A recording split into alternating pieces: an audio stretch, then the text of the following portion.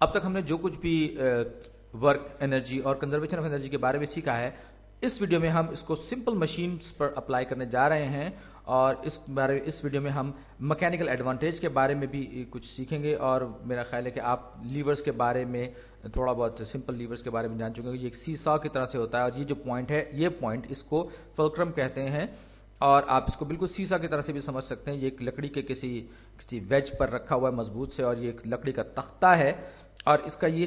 एक एंड पे 10 न्यूटन की फोर्स है जो कि डाउनवर्ड एक्ट करिए, यूं कहें कि एक मास रखा है जिसका कि वेट 10 न्यूटन है और हमें यह मालूम करना है कि इसको बैलेंस रखने के लिए हमें डाउनवर्ड कितनी फोर्स अप्लाई करनी होगी कि ये अपने लेवल पर रहे, ये अपने लेवल पर रहे। तो हम पूरा का पूरा ये मालूम करना चाहते हैं कि ये हमें इसको क्लॉकवाइज कितना रोटेट करने की कोशिश करेगा और इसको एंटी क्लॉकवाइज कितना नीचे हमें धकेलना चाहिए, कितनी फोर्स से धकेलना चाहिए ताकि ये रुका रहे अपनी जगह पर, या यूं कहे कि ये इसको उठा ले, पुशिंग डाउन, पुश करता रहे नीचे की तरफ। और जाहिर बात है ये फोर्स भी नीचे की तरफ एक्ट कर रही है, लेकिन ये अगेंस्ट जो है ये फोर्स भी हमें नीचे की तरफ लगानी पड़ेगी ताकि इसके अपोजिट जो फोर्स है उसको बराबर कर दे। तो हमारी जो स्टार्टिंग पोजीशन है, ये फर्ज कर लीजिए कि मैं ये कहता हूं कि ये जो है हमारा ये लेवल है और ये जो सीसॉ है इसको हमने फोर्स लगा के उठा लिया, या यूं कहें कि इस तरफ लेफ्ट हैंड साइड पर जो फोर्स थी उसको हमने लगाते हुए इसको हमने उठाकर नीचे ले आए। ओके, अब ये जो है ये इसकी प्रीवियस पोजीशन है और ये इसकी फाइनल पोजीशन है और मैं यहां पर एक फोर्स लगा रहा हूं जो कि डाउनवर्ड एक्ट कर रही है इस पर फुलक्रम से। इसका जो फासला है फर्ज कीजिए 2 मीटर्स है और ये फासला जो है ये 1 है। मैं अपनी आसानी के लिए ये मीटर्स भी लिख दूं, मीटर्स और ये मीटर्स, आप इसको किलोमीटर ना समझिएगा। तो मैं एक फोर्स लगा रहा हूं जो कि F है और ये जो एंगल बना ये थीटा था, तो जाहिर बात है कि ये वाला जो एंगल है ये भी थीटा होगा। अब मेरा सवाल ये है कि आप जो है इसने कितना ऊपर फासला तय किया होगा और ये जो बॉटम की तरफ है ये किसमें कितना फासला तय किया होगा। उसके लिए हम सिंपल ट्रिग्नोमेट्रिक रेशियोज इस्तेमाल करेंगे कि ये जो वेट है ये कितना ऊपर जाएगा और ये जो है ये फोर्स वाला ये साइड जो है ये कितना नीचे आएगी। तो हमें दोनों डिस्टेंस मालूम करने हैं। वेट हमें मालूम है 10 न्यूटन है और इसके में लेंथ भी मालूम है, लेकिन हमें डिस्टेंस नहीं मालूम है ये कितना ऊपर उठा। तो थीटा आप ये देखिए थीटा के अपोजिट है, तो लिहाजा ये अपोजिट ऑफ थीटा है और ये एडजेसेंट एंगल है। तो अगर हम 100 का को इस्तेमाल करें तो वो जो एक्सप्रेशन जिसमें के अपोजिट और एडजेसेंट दोनों आ रहे हैं वो टेंजेंट है, यानी कि जो टेंजेंट थीटा है, टेंजेंट थीटा ये बराबर होगा इस डिस्टेंस के जो इसने ट्रैवल किया। मैं इसको फर्ज कर लीजिए, मैं इसको डिस्टेंस वेट ने जो डिस्टेंस ट्रैवल किया है मैं इसको dw कह देता हूं, तो ये हो जाएगा dw/1। लेकिन साथ ही साथ जाहिर बात है कि इसने जो ऊपर मूव किया है इस फोर्स की वजह से किया और इसने भी कुछ फासला तय किया होगा। इसको मैं करता हूं distance travelled because of force, यानी कि df मैंने इसको अलामत दे दी और ये डिस्टेंस मुझे मालूम है और ये एक बार फिर ये भी राइट एंगल ट्राइंगल बन गई। यहां पर भी एग्जैक्टली वही लॉजिक अप्लाई होगी, वही टेंजेंट इस्तेमाल होगा। तो tan थीटा इस केस में इस साइड के लिए वो होगा df/2। अब जाहिर बात है कि एंगल बिल्कुल सेम है, tan थीटा, ये दोनों जो टर्म्स हैं आपस में बराबर होंगी क्योंकि दोनों की दोनों tan थीटा के बराबर, ये df/2 और dw/1 क्वांटिटी वाइज ये दोनों की दोनों फोर्सेज आपस में बराबर होंगी। लिहाजा मैं इनको लिख सकता हूं कि df ये वाला df/2 यानी कि डिस्टेंस ट्रेवल्ड बाय फोर्स और ये distance travelled by weight dw/1। मेरे ख्याल है 1 लिखने ना लिखना बराबर ही है, चलिए इसको काट देते हैं, ये इसको इग्नोर कर दीजिए। तो इसका मतलब क्या हुआ, इसका मतलब ये हुआ कि df = 2dw, यानी कि फोर्स जितना भी डिस्टेंस तय करेगी वो इस केस में वेट के तय किए हुए डिस्टेंस के मुकाबले में डबल होगा।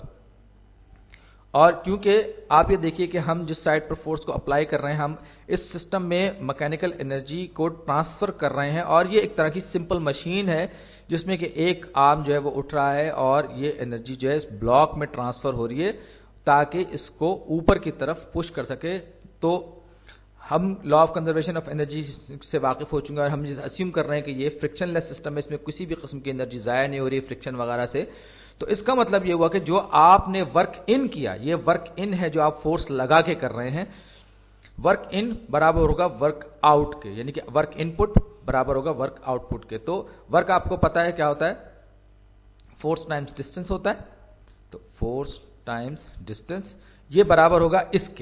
इसके ये जो ऊपर उठाने में हुआ है, यानी ये आउटपुट है हमारा, या वर्क आउट कह सकते हैं आप इसको। तो ये जो है ये लीवर का ये इसने डिस्टेंस तय किया है और ये अगेंस्ट इसके डायरेक्शन में होगा, या यूं कहें कि ये एक नीचे की तरफ जाएगा तो ये ऊपर की तरफ जाएगा, और ये जो फोर्स है ये इसको ऊपर अपनी प्रीवियस पोजीशन से ऊपर पहुंचाने में इस्तेमाल होगी। तो मैं क्या कर रहा था, हाँ, तो यहां मेरे पास ये जो फोर्स थी वो 10 न्यूटन थी जिसके खिलाफ हमने एक्ट किया, और इसको हमने ऑफसेट करते हुए यूं कहिए कि उसके खिलाफ जाते हुए हम ऊपर चले गए, टाइम्स डिस्टेंस वेट यानी कि dw। तो अब मैं इनको रीअरेंज करूंगा और मैं ये df की जो वैल्यू मैंने इन टर्म्स ऑफ dw मालूम की थी वो मैं लिखूंगा। तो f times 2 dw is equal to 10 dw, और अब मैं दोनों साइड्स को 2 dw से डिवाइड कर दूंगा। तो ये हो जाएगा f is equal to 10 dw divided by 2 dw। तो dw जो है वो कैंसिल हो जाएगा और 2 जो है वो 10 से कैंसिल हो गया 5, यानी कि जो फोर्स मुझे इस तरफ लगानी पड़ेगी लेफ्ट हैंड साइड पे वो 5 न्यूटन होगी, जबकि ये जो एक्ट कर रहा है ये 10 न्यूटन की फोर्स के खिलाफ एक्ट कर रहा है, और आपको यानी कि सिर्फ 5 न्यूटन की फोर्स लगानी पड़ेगी इस 10 न्यूटन के बॉडी को ऊपर उठाने के लिए, यानी कि आपकी फोर्स कम होगी। लेकिन साथ ही साथ आप ये देखिए कि ये जो आर्म है, यानी कि इस पॉइंट से लेकर जहां पे आप फोर्स लगा रहे हैं वो आर्म का फासला दुगना है इसके मुकाबले में, ये जहां पर कि ये वेट रखा हुआ है। तो इसका मतलब ये हुआ कि आपने फोर्स को अप्लाई किया ज्यादा लंबे फासले तक, ये यहां से लेकर यहां तक का जो फासला है ये जाहिर बात है कि ये कुछ ना कुछ डिस्टेंस है। तो ये जो आपने फोर्स इनपुट की है इसमें 5 न्यूटन किया और 10 न्यूटन के वेट को उठा लिया। तो यही चीज जो कि डिफरेंस होता है कि आपने कितनी फोर्स लगाई किसी वेट को मूव कराने के लिए, वो मैकेनिकल एडवांटेज कहलाता है, और ये बराबर होता है एफ नॉट यानी कि F output over F input, यानी कि जो फोर्स आपने इनपुट की है उसका और आउटपुट फोर्स का जो रेशियो है वो मैकेनिकल एडवांटेज कहलाता है, और उसका इन्हिसार इन दोनों के आपस के रेशियो पर होता है, यानी कि फोर्स अप्लाइड का जो आर्म है उसकी लेंथ कितनी है और जो फोर्स एक्टेड का जो है या रिजल्टिंग है आउटपुट साइड है उसका जो डिस्टेंस है या लेंथ है वो कितनी है। और आप देख सकते हैं कि इसका जो डायरेक्टली प्रोपोर्शनल है या इसका इन्हिसार जो है जो जितनी हाइट तक ये जाएगा उस बात पर है कि इसका जो बाजू या इसका आर्म है वो कितना लंबा है। दोनों सूरतों में ये बाजू जितना लंबा होगा उतने ही इसको खिसकाने के लिए आपको उतना ही ज्यादा ये इस पर डिपेंड करेगा। बहरहाल इसको हम थोड़ा सा आगे बढ़ाते हैं। तो अब आपने जो चीज देख ली, जो आपको मालूम इस थॉट एक्सरसाइज के जरिए आपने मालूम किया वो ये था कि ये एक फुलक्रम है और इसके ऊपर एक तख्ता रखा हुआ है, और इस तख्ते के ऊपर फर्ज कर लीजिए आपने इसकी जो लेंथ है ये d1 है और दूसरी साइड की जो लेंथ है वो d2 है। इस तरफ जो है आप जो फोर्स अप्लाई कर रहे हैं, ये फोर्स जो आप अप्लाई कर रहे हैं